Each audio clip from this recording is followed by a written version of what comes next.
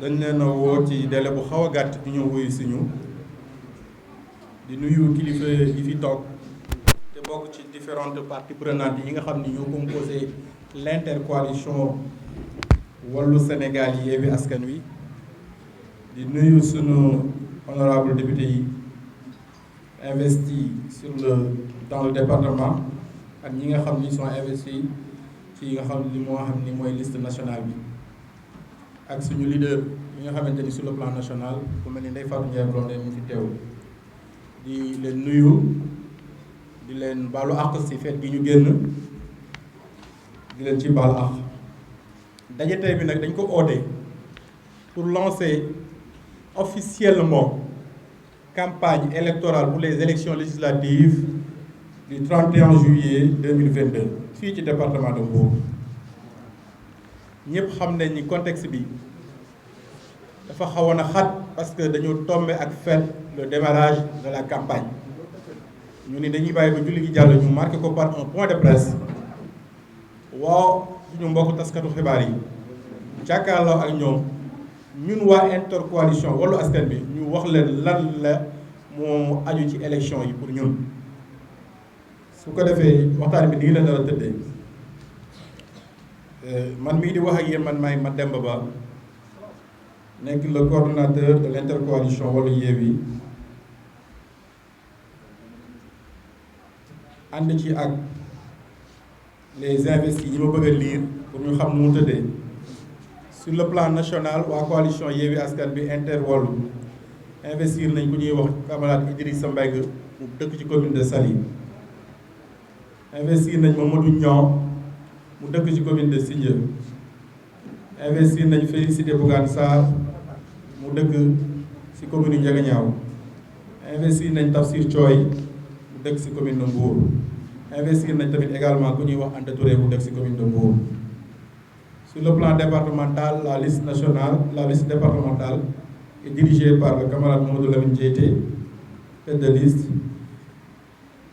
ak Mami Maysa Mbengue ci titulaire yi la bokk ak Mamadou Diouf bokk na ci titulaire yi bokk ci intercoalition Wallu ak Soxna Anta Diouf ñooñu ñooy liste yi nga xamante ni ñooy titulaire yi ci suppléants yi ñu wax ko ku ñu wax Ablaye Lo suppléant la Alioune Badara Diakhaté suppléant la Aïssatou Leye suppléante la Maam Jama Kane dëkk Joal moom tamit ci suppléante la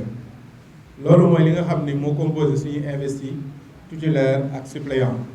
contexte bi ñu génn nag duñ ci dellu parce que ñëpp xam nañ ñu mu demee te temps bi dafa xat te dañu wax ni dañuy wax a ñëw pour wax waa askan bi li ñu tax a jóg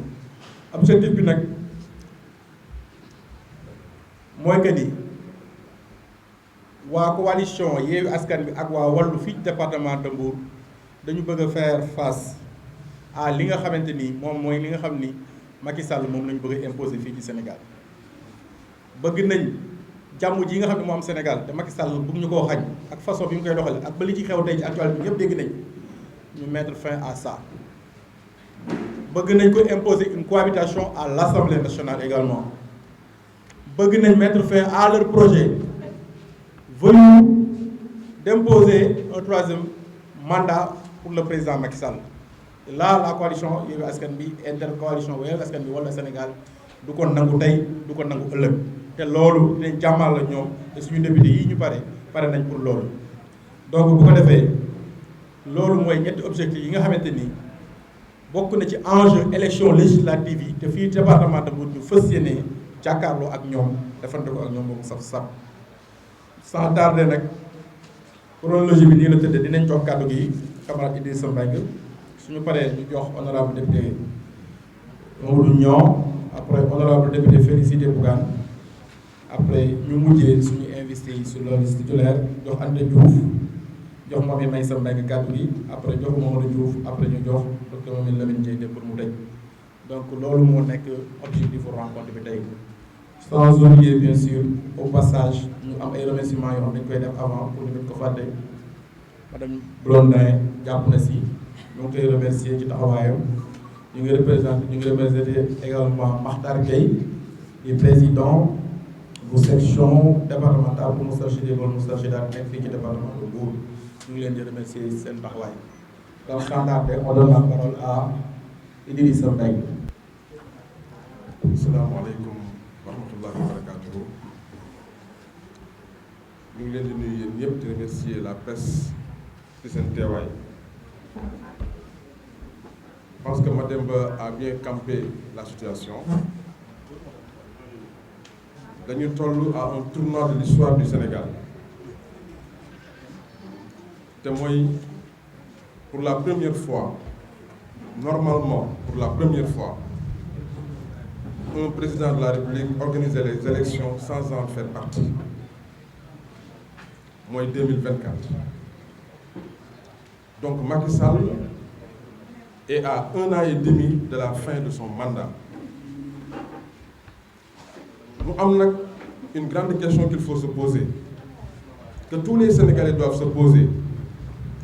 Moi, là, moi, je suis 1 an et demi. Est-ce que nous avons dit lépp lu nekk ci réew mi ñu jox ko mu def ci lu ko neex balaa dem wala il faut ñu créer un contre-pouvoir pour créer un équilibre des institutions pour ñu xool réew mi fan lañ ko jëmee. Yàlla nag ci kattanam mu indil ñu élection législative fi mu positionné moo baax ne day permettre que le Sénégal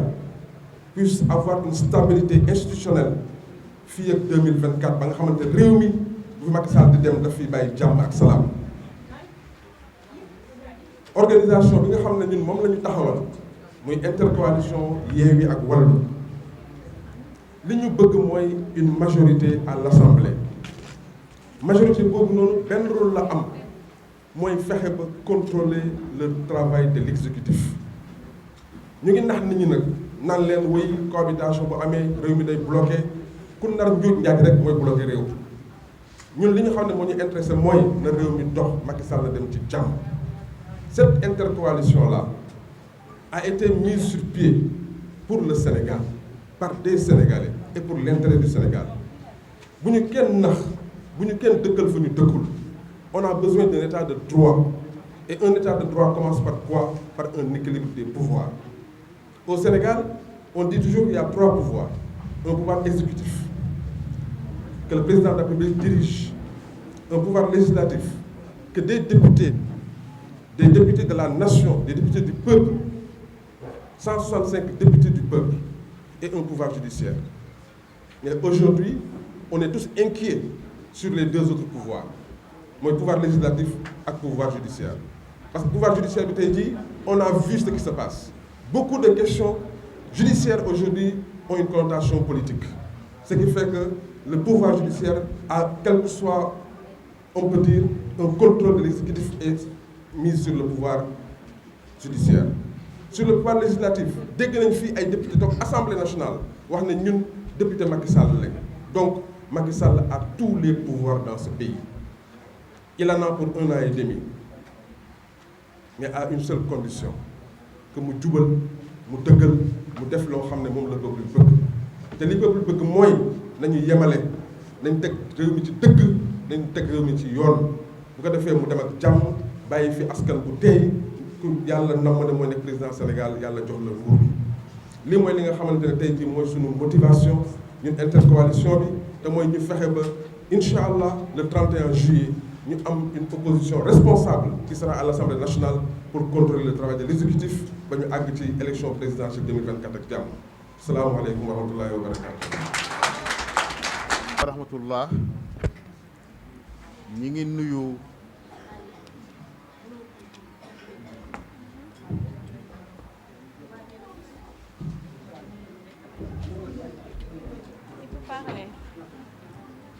salaamaaleykum wa rahmatullah ñi ngi nuyu sunu mbokk journaliste yi nga xamante ne ñëw nañu tey ci conférence de presse bi di nuyu militant wu intercoalition Yewwi Askan Wi di leen gërëm ci seen taxawaay ak ci seen pas-pas dafa mel ni sunu mbokk honorable Idrissa Mbengue am na yu mu brossé waaye nañu bàyyi xel ne dañuy dem ci 14e législature 13e législature bi nga xamante ne dafa jàll catastrophe la ci Sénégal député yi gën a yées bi Sénégal jëlee indépendance ba tey ñoo ko composé woon muy député yoo xamante ne njëriñu askan wi nekkaluñ fa woon njëriñu askan wi waaye comploté askan wi noot askan wi ànd ci ak pouvoir exécutif ànd ci ak ministre de l'intérieur moo tax liberté bi nga xamante ne moom lañ war a njëkk lijjanti mooy libérer l'Assemblée nationale parce que l'Assemblée nationale est en otage président de la République Macky Sall moo ko jël en otage waaye itam la justice est en otage ndaxte ministre de l'intérieur dafay violer li nga xamante ne mooy constitution bi imposer ko justice bi di noot askan wi di lor askan wi moo tax député yi nga xamante ne investir nañ leen fii ci département de Mbour seen taxawaay mooy défendre population yi défendre Mbour ndaxte gis nañu fii ci assemblée nationale député bu dëkk Mbour di bañ a voter li nga xamante ne moom nañu yóbbuwoon assemblée ngir tere fi li nga xamante ne mooy góor jigéen loolu catastrophe la loolu àndul ak ay valeurs beneen bi particularité élection yi législative yi mooy ren élection yi jeunesse bi ñoo ko moom nanu jàpp ne seen nawetaan mooy élection yi jeunesse bi dañu war a nangu seen réew ànd ak coalition ak intercoalition Yewwi Askan Wi ndaxte seeni ressources naturelles yi nga xamante ne moo war a faj seen aajo yooyu dañ ko jël tayle ko ay mafia yu nekk bitim réew te assemblée nationale ànd ci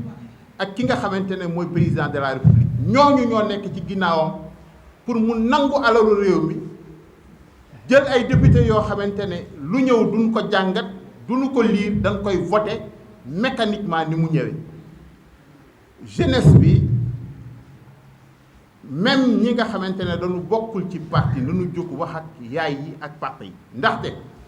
ren carte yi nga xamante ne moom na ñuy voté carte yi xale yi ñoo ko moom yéen yaay yi yéen bàyyi may leen ñu carte yi ñun jeunesse bi ñu lijjanti réew mi ci jàmm ak salaam loolu mooy li nga xamante ne doon nañu ko lancé di wax itam ne Mbour bu doon ñin fi daan fal am nañ taxawaay bi ñu war a am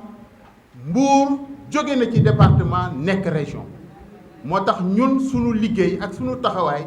mooy fexe ba Mbour ñu jox ko place bi nga xamante ne mérité na ko ci réew mi waaye duñu jël ay député yoo xamante ne ay mutant nañu parce que régime bu ñëw ñu jóge ci parti ba ñu nekkoon rejoindre régime bi di comploter Mbour moo tax gis naa leen ak seen photo bu ñaaw boobu da ngeen ko taxañ sànni ko ci mbalit mi coalition Yewwi Askan Wi war bu gagné élection yi. Sénégal yëpp naan rek tey dañ fi teew tey ñun l'intercoalition wàllu Sénégal Yewwi Askan Wi pour waxtaan wax ak waa Sénégal wax ak sénégalais yi ci instant boo xamante ni instant boobu la ñu toll dañoo toll ci moment bu déterminant dans l'histoire politique du Sénégal ndax dañoo jóge ci ay élections locales les coalitions Yewwi ak wàllu liggéey bu jéggi dayoo ñu xuus ci ay élections législatives ñu war a dérouler wu sous peu de temps fas yéene nag joxe un signal fort aux partis au pouvoir mais aussi joxe un signal fort aux Sénégalais xamal leen ni Assemblée nationale ci loxo yi mu nekk du ay loxo yu sell dañoo fas yéene sellal Assemblée nationale cette majorité mécanique bi nekk Assemblée nationale dañ fa bëgg a yóbbu une majorité boo xamante ni parce que c'est la cohabitation moom moo fi sës dañ fa bëgg a yóbbu une majorité ñun la coalition l'intercoalition Yewwi wàllu yóbbu fa une majorité boo xamante ni Sénégal yëpp dinañ ci gis seen bopp. De ce fait dañoo fas yéene taxaw temm doon un seul corps di xàccandoo di dóorandoo te dara duñu déranger dara duñu disturber ñun dañoo ñàkk chance nekk ci fii ci Sénégal am ak affaire ak benn président boo xamante ni finalement il a la boulimie du pouvoir bi muy toog dafa waxoon waxu gor waaye fi mu neex nii dafa bëgg a goradi dañuy naan troisième mandat mais moi je ne vais pas parler de troisième mandat dama ne Macky Sall def fee warut am une troisième candidature parce que troisième mandat ça veut dire que sa troisième candidature dañ koy valider te kenn waru ko valider pour mu xam loolu nag il faut que ñu won ko ni yow doo buur il faut que ñu won ko ni assemblée nationale moomuñu ko dafa war a indépendante le législatif dafa war a indépendante war doon nekkul buur boo xamante ne mooy buum di buum mi ku ko neex toog ku ko neex mu teggi xanaa ku ko të waaye ku ko neexul rek mi ngi def lépp loo xamante ni du ko arrangé waaye nag sénégalais yi ci boppam gëm nañ ni ils sont conscients aujourd'hui de la situation du pays muy lan il faut un changement radical il faut tout simplement un renouveau de l'Assemblée nationale dañ ko war a renouveler raxas ko ba mu set ñooñu nga xamante ne dañ fa toog di def lu neex Macky di naan les députés du Macky Sall ñu dindi leen fa ndax Macky Sall falu leen peuple sénégalais bi moo leen fal maa ngi leen di jaay. asalaamaaleykum mbooloo mi maa ngi nuyu ñi fi teew yépp intercoalition wàllu Yewwi di leen gërëm ci présence bi ngeen ñëw di gërëm sunu journaliste yi nga xam ne ñoom ñoo tax ñu nekk ndax ñoom ñooy tas xibaar yi man nag damay ñëw wax ci rekk Mbour parce que je suis investie sur la liste départementale de Mbour Mbour nag ñu am un grand problème fii mool yi gisatuñu benn jën. Une fois à l'Assemblée nationale, je défendrai le dossier sur les licences de pêche. Inch'Allah. Parce que sunu mool yi dañu fatigué dañuy dem Gambie dañuy dem Guinée-Bissau ñu du leen torturer Mbour amatul jën donc dossier boobu lu ñu war a seet la ñun waa Mbour parce que bu njëkk ba tefesu Mbour boo taxawee rek ñu may la jën sax doo jënd mais léegi kenn gisatul jën Inch'Allah une fois à l'Assemblée aussi je défendrai le dossier sur la régionalisation de Mbour parce que Mbour ñun dañu yàgg demander pour mu nekk région nous avons les ressources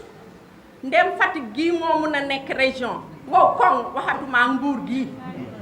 kon Mbour ñun dañuy défendre dossier boobu Inch'Allah ñu fas yéene nekk nag ay député yoo xam ne du ñu jaay ay passeport diplomatique loolu rek doyoon na gàcce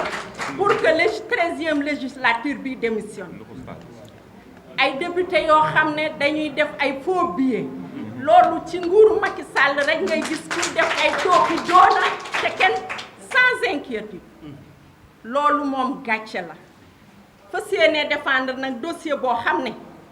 injustice la muy dossier Karim Wade ak Khalifa Ababacar Sall injustice boobu moo tax ñu bëgg am majorité à l'Assemblée nationale pour défendre ko duma guddal maa ngi gërëm ñëpp di sant ñëpp. asalaamaaleykum askanu Sénégal asalaamaaleykum askanu Mbour ñu ngi rafetlu jotaay bi ñun la seen mbokk seen doom Maysa Mbeng di doomu Mbour askanu Mbour ñor ko ñu fas yéene yeewi askanu Mbour xëy na ñu investir ñu ci liste départementale titulaire ci intercoalition bi nga xam ne moo teree nelaw ñi ma xam mu nekk intercoalition wàllu ak yeewi askan wi xëy na suñu naataango yi fi jaar xaw nañu laal li ñu bëggoon a indi mais je pense que pour def bilan 13e législature bi nga xam ne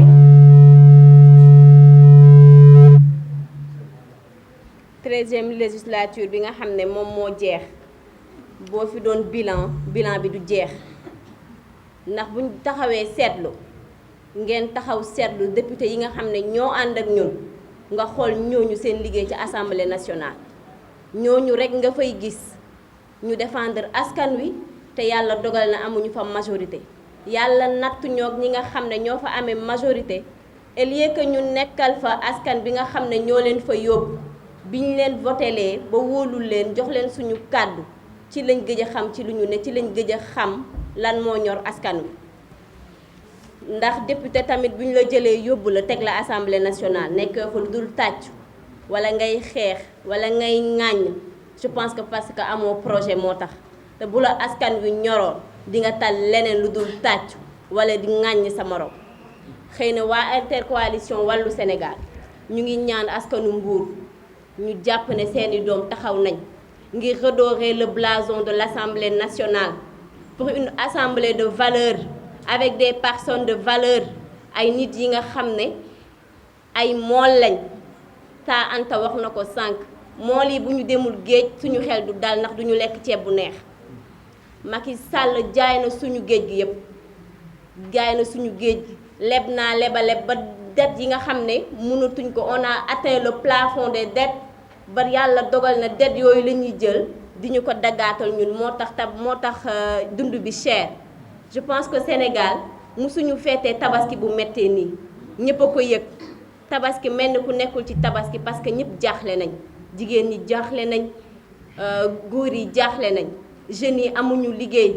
avec ça ñu ne kenn du génn ci mbedd bi ñu ngi ñaan waa askanu Mbour waa askanu Sénégal ñu bàyyi xel tàllal loxo intercoalition bi nga xam ne mooy intercoalition wàllu ak yeewi askan wi ñu fas yéene leen wàllu yeewi leen incha allah ñu ngi jéggalu ci kàddu jërëjëf. Jërëjëf monsieur le coordinateur, mesdames, messieurs les journalistes, je voudrais à l'entame de mes propos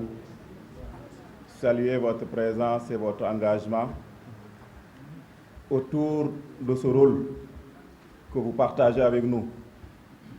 celui de partage de l'information, celui de la communication, celui effectivement qui permet à nous autres acteurs de pouvoir effectivement faire passer les messages que nous portons. C'est un honneur pour moi donc de participer à cette conférence de presse à mon nom personnel, au nom du Parti démocratique sénégalais, au nom de la coalition Wallou Sénégal et au nom de l'intercoalition Wallou Yéwi, structure intéressante qui fait bouger le palais depuis que cette intercoalition a été signée. Je voudrais à cet instant revenir sur quelques éléments pour dire qu'il y a quelques semaines, j'ai entendu aux hauts responsables du pouvoir faire une assertion qui restera dans ma mémoire et dans mon esprit d'ici le 31 juillet. Parce qu'il a dit que Macky Sall doit avoir la majorité à l'Assemblée et être candidat en 2024, être candidat et avoir un mandat, être réélu en 2024, parce que le Sénégal a du gaz, le Sénégal a du pétrole, le Sénégal effectivement a des ressources. Cela veut dire que celui qui disait ça pense que seul Macky Sall est capable de gouverner les ressources du Sénégal. Il pense que seul Macky Sall est en mesure de faire sortir le Sénégal du gouffre dans lequel lui-même il l'a mis. Lui, il pense aussi que le développement du Sénégal n'est possible qu'avec Macky Sall. Et à partir de ce moment, sans lui, le Sénégal, effectivement, ne partira. Alors, je me dis que Mané, qui est venu parce que nous, Mbour lañ dëkk boo génnee département Dakar génne département Pikine génne département Mbacké département Mbour nga génne en termes de population boo demee fii suñu hôpital bii à côté chaque jour ngeen dégg fi manifestation des travailleurs et des autres populations yi mënuñu faju. Pourquoi?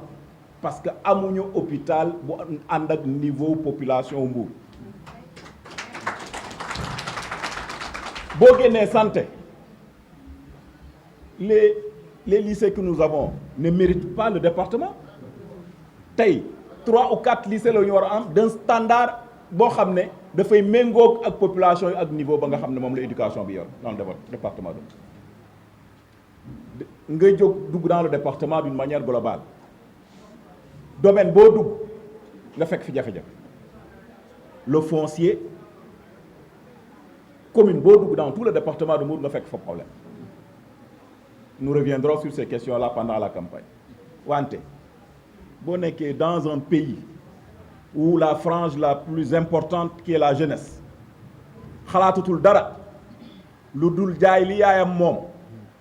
jaay li nijaayam moom ci nag ak xar uuti géej gi pour traverser dem Barcelone wala dem Italie wala dem feneen mais yow mi yor réew moom war ngaa xoolaat sa taxawaay xam ne yow tu as échoué parce que ndaw yooyu ñoo war a tabax ëllëg réew mi ndaw yooyu ñoo war a yor réew mi ëllëg si on doit compter sur des jeunes qui ñoom ñooy jël gaal yi dem bitim réew mais c'est pas ces gens-là qui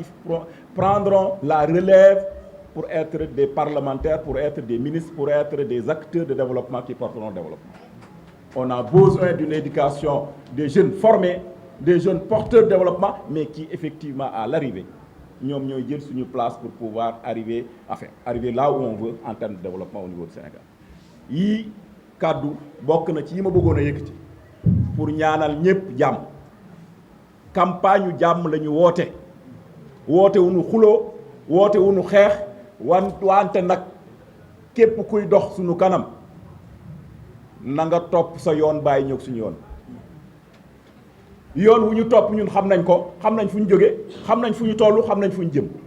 xam nañ lu ñu doon xam nañ lu ñu mën xam nañ fu ñu jëm ñi may waxal nag xam nañ parce que des éléments yoo xam ne mënuñu dara ils utilisent la violence c'est l'arme des faibles ñi may waxal et qui sont candidats dans le département ñun ñoo bokkoon PDS te ils n'ont jamais joué le premier rôle sauf jaar ci suuf waxtaan ak kenn mu jox la nga mérité wul ñi ko mérité woon ñi ngi toog l'avenir nous jugera et le département de Mbour portera ses fils pour un triomphe le 31 juillet maa ngi leen di gërëm baax. Monsieur le modérateur asalaamaaleykum mbokk yi asalaamaaleykum militants yi asalaamaaleykum journalistes yi ñoo ngi rafetlu bu baax seen teewaay fii tey di bés boo xam ne c'est une très belle coïncidence parce que dafa coïncider ak le début du baccalauréat général. Donc baccalauréat ça veut dire c'est des jeunes qui une fois que ñu am seen bac war nañ mën a dem ci université yi maanaam ci daara yi gën a kawe pour continuer seen formation pour ëllëg ñu am seen lijaasa am yaakaar liggéey ci réew mi bokk ci ñuy tabax réew mi. Donc aujourd'hui on est là pour parler de l'intercoalition Yewwi Wallu qui va lancer officiellement campagne am dans le département de Mbour. Nous sommes là, tous les investis titulaires sont là et les suppléants aussi ñoo ngi ci biir salle bi. Je vais revenir sur quelques points certainement ñu ma jiitu fii évoqué nañ ko mooy surtout la troisième candidature. Il faut que ñi bàyyi ci xel bu baax a baax a baax. Il y a 7 ans de cela Macky Sall fii la organisé référendum ne Sénégalais yi dugal naa 15 points ci référendum boobu parmi ces 15 points lu ko gënoon a ñor mooy mu fexe ba changer constitution bi dugal ci benn loi muy dafa verrouiller les mandats que à partir de maintenant mooy ci référendum boobu boo xam ne Sénégalais nee nañ voté nañ ko 58%. day limiter mandat yi donc moom ci boppam ak ses collaborateurs wër nañ Sénégal dem nañ ci télévision internationale yi wax ni Macky Sall 2024 dañuy abal donc loolu nag muy wax ju am solo te ñoom ñoo ko wax donc tey bu ñu ñëwee ba changer discours ça veut dire que Macky Sall n'est plus notre adversaire parce qu'il ne sera pas candidat en 2024. Notre vrai candidat, notre vrai adversaire du moins, ce sont les lobbies qui sont derrière. Il faut ngeen bàyyi ci xel moo tax Ousmane Sonko yàggul loolu tenir na fi benn discours ne lobby yi ngir yàlla da ngeen ñoo xooj dafa doy et il a appelé aux Sénégalais à faire un bloc autour de ça te fa lañ jëm on va vers des lendemains très difficiles si on n'est pas patriote on risque de nous écraser et ça a commencé te loolu nag ñi ko fiy facilité mooy ce qu'on appelle les préfets maanaam ñu leen fi nekkal oyof signature ba dee lu ñëw ñu signé compromettre toute une nation seen avenir sët ñu pour compromettre lépp ci ay signature parce que quelque part ñu ngi nguuroo les quelques milliards yu ñu ciy am ñu compromettre des dizaines d'années d'exploitation de nos ressources naturelles te ci référendum boobu dugal na ci nee na les ressources naturelles appartiennent au peuple ñun nag ren yàlla dafa def ñu tàbbu ñu on n'est pas les plus méritants mais dans toute coalition il y a des choix à faire te yàlla dafa def ñu bokk ci choix yooyu et pourtant madame Blondin mu ngi ñu toog elle était investie sur la liste nationale parmi les titulaires mais Macky Sall avec le complot de notre conseil constitutionnel ont tout fait